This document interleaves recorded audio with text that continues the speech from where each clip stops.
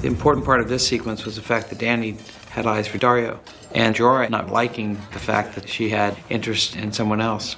So it was really all about how to position them so that JORAH was in between them at first, and then Dario walks around the corner and he's then watching the two of them together.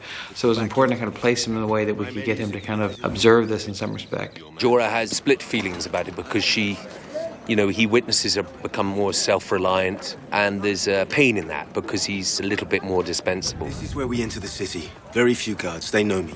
They let me inside. We're not going to sneak an army through a back gate. Well, in Morocco, we've used two locations, ostensibly, Essaouira and here we are in Ouarzazate in the desert. A lot of the time you're sort of driving around going, this is just natural beauty, this is actually here. We've just had a ball, as you can see.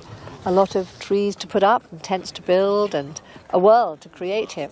I think we've made 15 tents in all. We've made one, obviously, very large tent with a very solid structure. And his tent is almost like a sort of pavilion. We wanted it to have some sort of presence to it. We've used a lot of antique Indian textiles in the tent, which are in quite strong colours. We found some absolutely exquisite antique weaving and embroideries and stuff, so I've used all those on her cushions. We've got rattan screens around the tent, which will continue the theme of the Dothraki from previous encampments. She's also going to be in blue, so I feel that that'll be rather lovely in there with all those sort of dusty burnt oranges and sandy colours. We wanted to bring her colour up a little bit, and blue to me was the obvious choice in many ways because the Dothraki colour is blue, the precious colour, so that seemed to make complete sense, and it's beautiful with her silver hair. If we are truly her loyal servants, we'll do whatever needs to be done. No matter the cost, no matter our pride.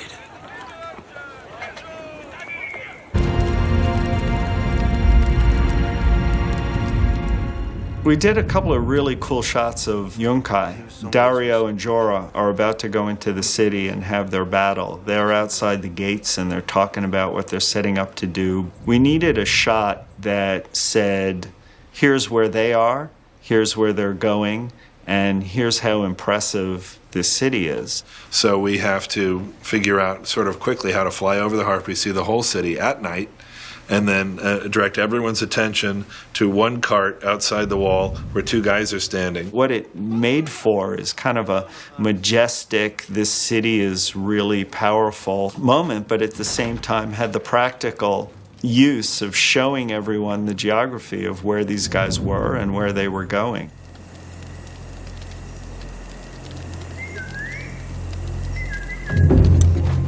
The process for bringing our fights or our action to the screen really starts with the script pages. We then will choreograph these fights with the stunt doubles and the stunt team, overseen by the swordmaster, C.C. Smith. We then bring the actors in and gradually we train them up for that fight scene. They have to run this and run this and run this and run this because it was important to kind of get it exactly right. You're throwing metal around and people can get really hurt. It's quite a good fight, quite an elaborate fight because you got three different weapons, totally different weapons in this scenario. It was important to kind of allow each of the characters to have their own way of fighting and also have a chance for the three of them to kind of, within their three different styles, associate and help with each other and save each other from various peril. These different characters come from different schools of combat. Grey Worm was raised to be an Unsullied and learned the three ways of the spear, and JORAH is a Westerosi knight, so he's got his very traditional style of swordsmanship. And then there's Dario, who grew up in the fighting pits, completely unconventional, and is much more freestyle. The bulk of this fight was really about tracking three people through the fight, making sure that they were in the same place at the same time every run through the fight. I would kind of set up, this is where they're going to start, this is where it's going to happen, this is what I was thinking, and go make it great.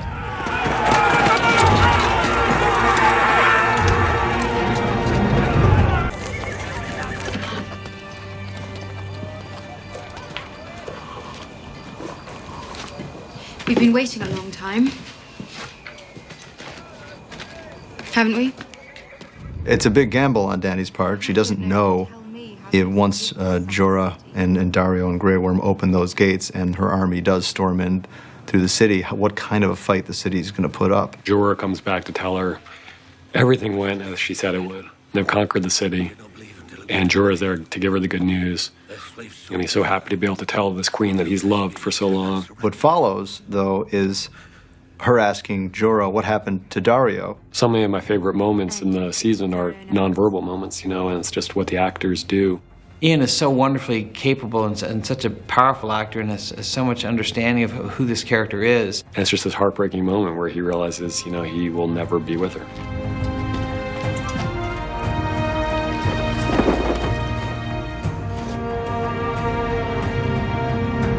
The city is yours, my queen.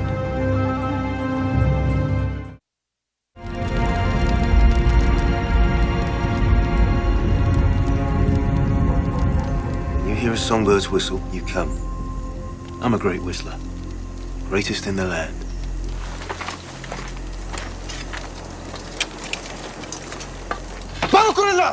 Dario Naharis.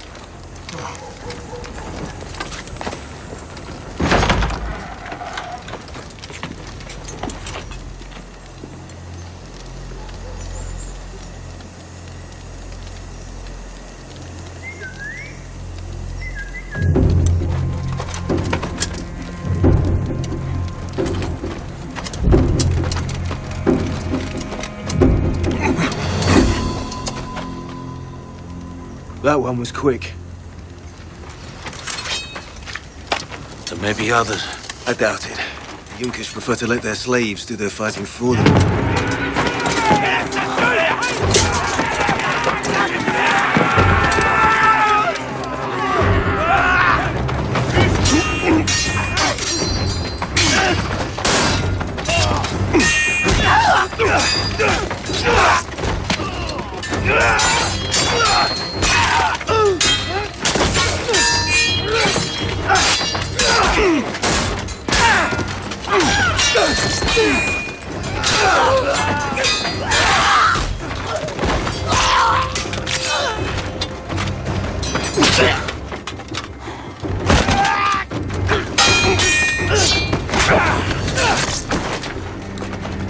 That's what you call a few guards.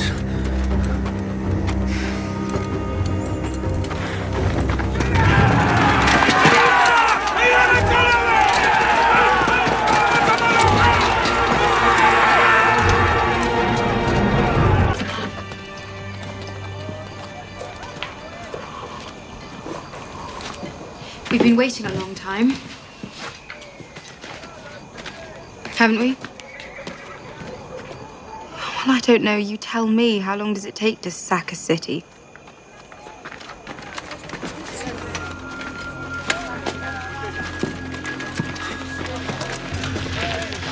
It was just as you said. They did not believe until it was too late. Their slave soldiers threw down their spears and surrendered.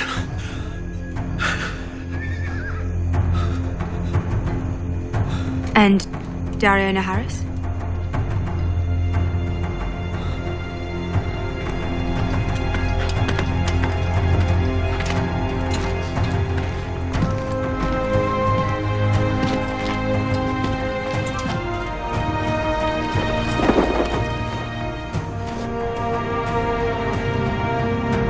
The city is yours, my queen.